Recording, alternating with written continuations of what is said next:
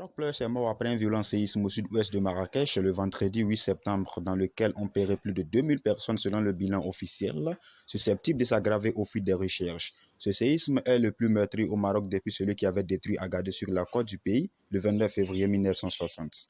Le tremblement de terre de la nuit de vendredi à samedi de magnitude 7 selon le Centre marocain pour la recherche scientifique et technique est le plus puissant à avoir jamais été mesuré au Maroc.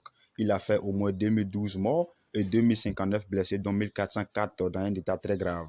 La province d'Al-Aouz, où se situait l'épicentre du séisme, est la plus endeuillée avec 1293 morts, suivie par la province de Taraboudan avec 452 morts. Dans ces deux zones situées au sud-ouest de la ville touristique de Marrakech, des villages entiers ont été anéantis par la secousse.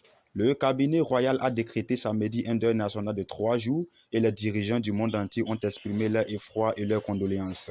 Une secousse dont les conséquences ne sont pas uniquement marocaines mais aussi françaises. Un Français est mort durant le tremblement de terre et 8 autres ont été blessés, a indiqué samedi le ministre français des Affaires étrangères à l'agence France-Presse. Selon la Croix-Rouge internationale, les besoins d'aide au Maroc sont immenses. Par élan de solidarité, plusieurs pays ont en effet décidé de faire face à cette situation.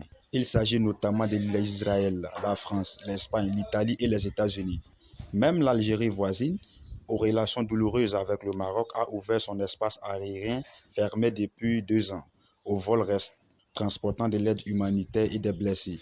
L'Espagne va envoyer des secouristes et fournir une assistance au Maroc après avoir reçu une demande d'aide officielle de Rabat, a annoncé dimanche le ministre espagnol des Affaires étrangères, José Manuel Albares. C'est un signe de la solidarité espagnole et du sens de l'amitié qui unit les peuples.